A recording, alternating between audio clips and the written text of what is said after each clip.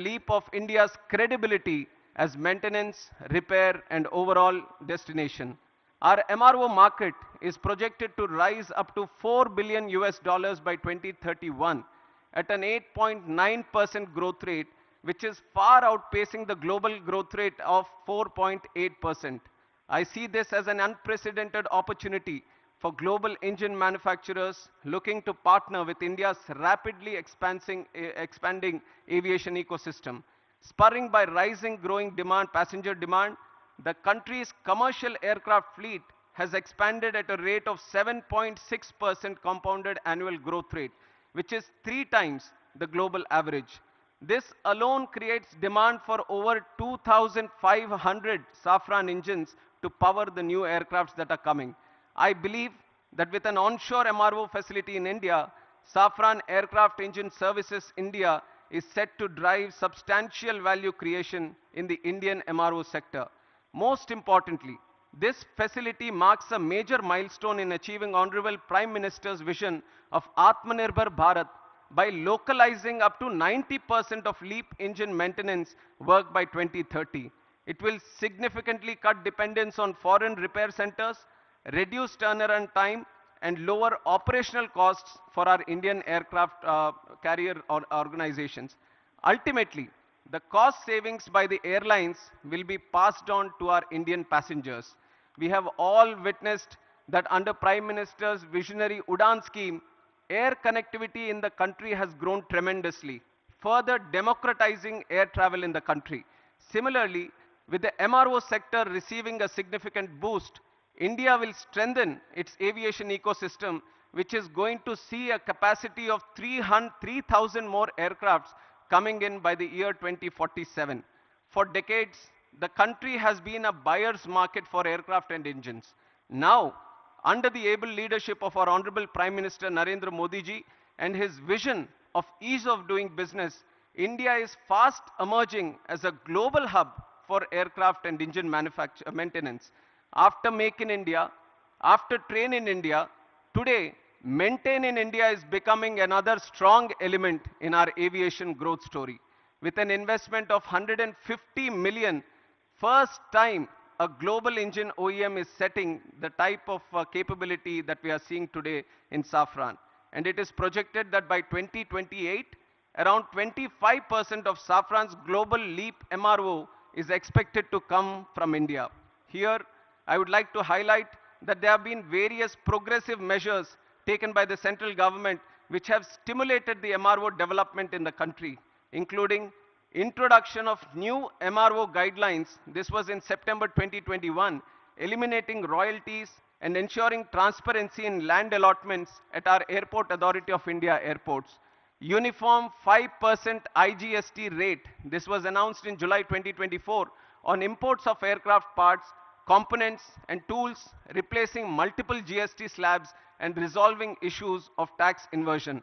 Policy measures in Union Budget 24-25, extending time limits for re-import export of goods for repairs, providing operational flexibility was done. GST reduction on MRO services from 18% to 5%, which was effective from April 2020, with full input tax credits was given. Visa manual amendments facilitating business and temporary land permits for foreign pilots and crew engaged in MRO operations was also done. Amendment to Rule 61 of Aircraft Rules 1937 was done in April 2022, extending AME license validity from 5 to 10 years for ease of doing business. Harmonization of CAR and EASA norms to strengthen manpower training and skill development. This was done in December 2017. Customs duty exemption on tools and toolkits for MRO operations was also done. All these major policy decisions have laid a strong foundation for MRO network to be growing in this country. As a result of these initiatives taken by our Honorable Prime Minister, the total number of MRO facilities within India has increased from 96 in 2014 to 166 in 2025. But I see that despite this projected growth, there are some challenges that still exist. Today, import dependence for online maintenance is only 10 to 20%. But for components, airframes and engines, reliance still exceeds 60%. Indian carriers today send aircrafts abroad to Singapore, Malaysia, Indonesia for heavy maintenance. That is expensive for us and also time consuming for us. Consider the fact that the engine overall alone accounts for 45% of the MRO market. So I see unique advantages to make in India a MRO hub with savings of up to 15 billion US dollars over the next 10 years in foreign exchange. And in that context, I hold the view that today's inauguration of Safran's LEAP MRO facility by our Honorable Prime Minister puts us well on the path to emerge as a leading MRO hub by 2030. And I'm especially appreciative of the fact that this development will not only enhance operational efficiency, but also generate direct and indirect employment.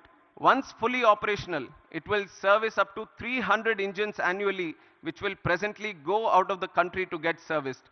In the process, it will create over 1,000 specialized jobs for Indian engineers and technicians. I see this as a profound advantage of today's development for the AME engineers and the youth that are aspiring to make careers in this aviation sector. I once again congratulate Safran for the state-of-the-art MRO facility set up to support both domestic and international LEAP engine flights. Today's setup is a testimony to the India-France relationship. Already Safran has been working in the military sector. Today with this presence in civil aviation sector, we are bound to grow leaps and bounds in the future. And I'm confident that with continued policy reforms, strong industry partnerships, and an emerging skilled workforce, India is set to become a preferred global destination for aircraft maintenance, repair, and overall services. And it is a moment of pride for me to be at this Shamshabad airport long back when Chandrababu Naidu Garu, the then CM of United Andhra Pradesh and the present Chief Minister of AP, envisaged this airport. Many were skeptical about the land that was being acquired for this project. But today, in reality, we can see that this very land bank has become a great asset. Shamshabad Airport has become an economic catalyst for the state of Telangana and also the country, creating lack of direct and indirect jobs in this sector. I would like to congratulate the GMR Group for their continuous pursuit in development of aerospace park and aviation at this airport. And I thank the Chief Minister of Telangana and the government of Telangana for their proactive approach and support provided